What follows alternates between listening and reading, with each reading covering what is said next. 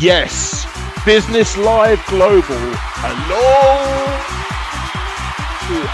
It is I, Johnny Boy, the Consumer Monkey McDonald, here with yet another interview with a business person, a mover, a shaker, a charity, a paradigm shifter. Who knows who will be on? It's always going to be interesting and it's always going to be varied. And if you think you've got some added value for the Business Live community, which is now, it's occurring in 5 countries live, and we are internationally through our online events. Join us today and put yourself forward for an interview where you get to choose the questions I ask, and not only that, but you get to choose a favourite song of yours as well. So it's all win-win, win-win, win-win. So let's see who we've got in the room for today. Supporting mid to senior level corporate folks to find and achieve their next breakthrough, I give you Hina Siddiqui. Hina, hi, how are you? I'm doing very well, Jonathan. How are you doing? All the better for seeing you, obviously. Now, there is so much that you offer. We were going to talk about your book, The Secrets of a Multi-Million. Hold on, what's the title of the book? Tell me the title of the book again. Secrets of the Six-Figure Employee with Zero Stress. Zero stress. Yes. Okay. And I did want to ask you about that, and we might swing round to it. But the actual thing I want to talk to you about is this yoga and corporate transitioning retreat that you're holding in September. Tell people about that. Oh, sure. Thank you very much for asking that question, Jonathan. I love to talk about it because this is my dream project and I love to travel. And I am not a huge fan of hard work. I think that corporate people can have the fun and love what they love to do and, just do their work the way they want to and have lots of fun around it and make a lot of money doing that. So this is the whole idea. The things don't need to be difficult.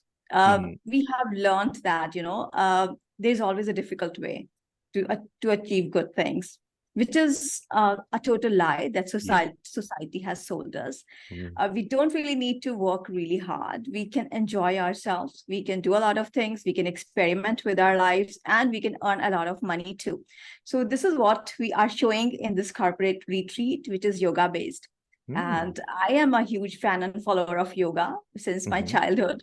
And I come from the country like India, so where the yoga is rooted. So this is a very interesting retreat. It's a 6 days and 5 nights retreat in Bali, Indonesia.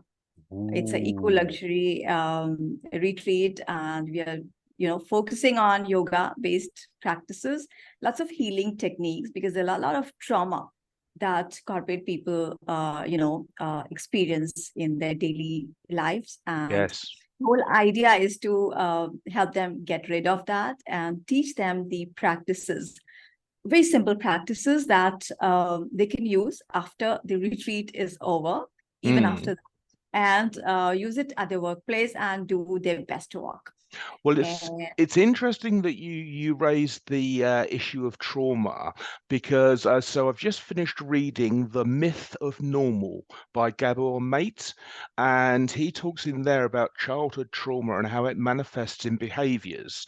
So the urge to overwork, the urge to be a perfectionist, the urge to work through the night and show this sort of macho whatever.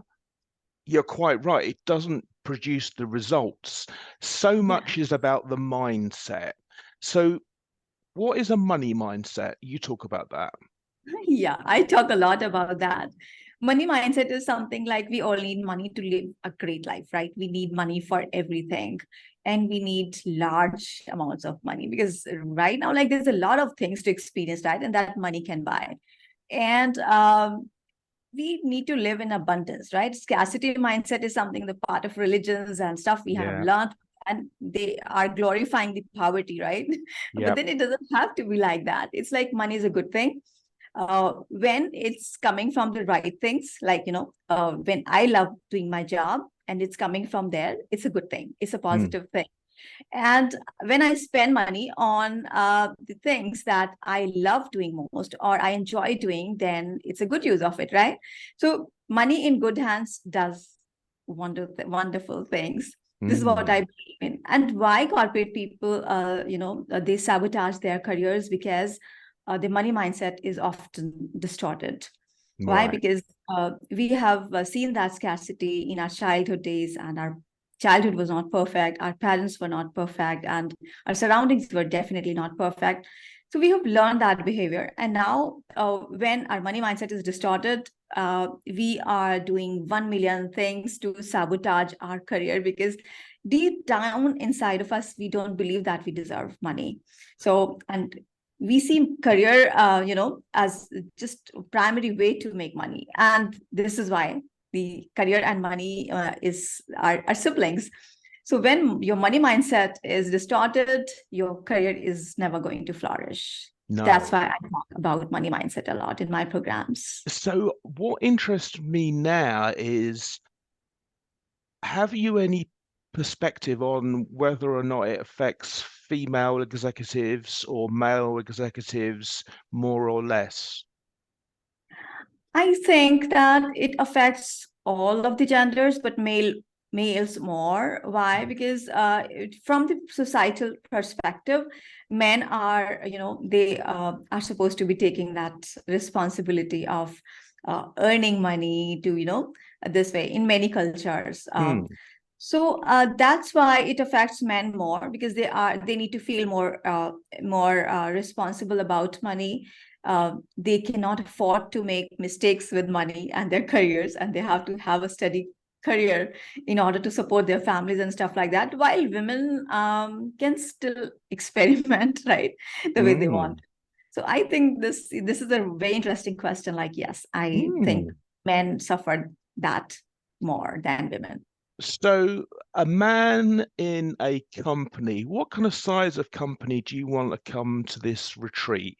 I mean, Bali sounds beautiful and luxurious, and the yoga approach we'll go into in a minute. What kind of person am I that's going to come to your retreat? Uh, I believe that a corporate professional who is having a leadership role in their Mhm. company is best person to join this retreat, because they're like they can network with like-minded people. They can have this, so many healing practices that they learn. And then we are healing trauma also in the retreat without they even knowing about it. Because when Mm. we are talking about high performance, it has to heal yourself first, right? We cannot do our best work when we have toxicity within ourselves. So Absolutely. it has to be like we need to heal ourselves first. We need to uh, be in a good state of mind, and mindset Mm. is something that drives that leads to high performance. So yes, I think anybody who is having a senior leadership position can join this Okay. retreat. What do you mean when you say corporate? What do you mean? And I'll give you context. I used to work for Yellow Pages, the phone directory thing, Yeah. and it had a big impact in the UK, but we only had 3,500 staff. Mhm. So not a big company, but is that what you mean by corporate? Yeah, any corporate company, like you can be in any of the corporate job position. It doesn't, size doesn't matter. It's Mm, just like you are working in a kind of role where you take responsibility, right? right. You are just not the beginner, because Two. when you are a beginner, you have a lot of different things to look after. So Mm, yeah, because you have not reached to that point where you would be able to understand the kind of concepts that we talk about in the retreat. okay. And do you think that a person that's promoted up the ladder to a mid-level, senior level position Yeah. would benefit most? Yes, yes, I believe that. And this retreat is designed for mid to senior level corporate professionals. Hmm. It's very interesting. Like it's Asia's number one retreat center in Mm, Indonesia, and we are having that's a collaboration. We are having several retreats after September too. But September is the one that is going to be most exciting because this is the first one that we are hosting it there. Fantastic, fantastic. And how does the day give me an idea of what I can expect on the day? Okay. We start at the sunrise because sunrise is a very important time. So if you are late sleepers, like you sleep until late, it may not be a good experience for you. But then you can, you can learn to wake up early. So we start with sun gazing. Sun gazing is very, very effective technique, yoga-based technique, right? Beautiful. So we are starting with that, and then we are doing yoga, a session with one of my very amazing friends, and he's a yoga teacher. He has lived in Indian ashrams for about 10 years and learned from various prestigious gurus in those ashrams. And he has hosted the International Yoga Day in the Parliament of India also from 2017 to 2019. Yes. And then so you do the yoga, the sun gazing, and then you're into the stuff that you do, which is the corporate transitioning work. Yes, after the yoga thing, after the breath work and meditation and like mindfulness activities, after the breakfast, we just get back to corporate coach workshops because there we are doing a lot of healing work in the workshops. We're covering the lots of mindset work and the entire day. Like there's a lot of resort activities also, kind Excellent. of massages and some charity events and so people are going to get in a really good state by coming to this.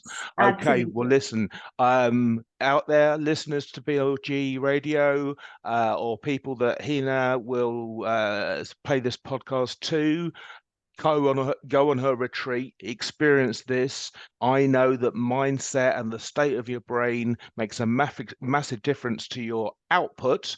And Hina's song is I Love It. And quite clearly, this is why you love it. Yeah? Yeah. Excellent. Hina, thank you very much. You're very welcome. And thank you very much for having me. I really, really enjoy talking to you after a long time, Jonathan. Thank you very much for inviting me to this show. Anytime.